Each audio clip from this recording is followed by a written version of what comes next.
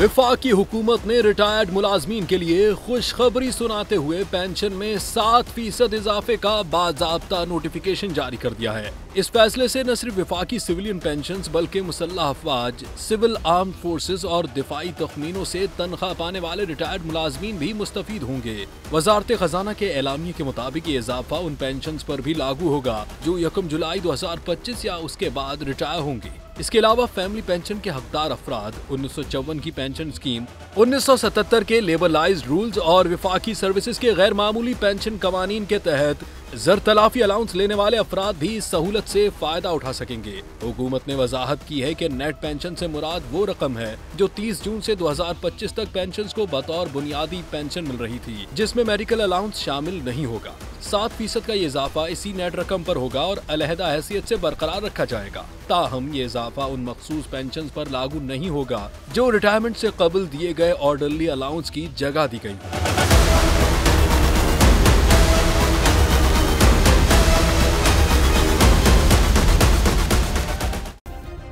Subscribe करें और bell दबाएं ताकि कोई खबर रह न जाए।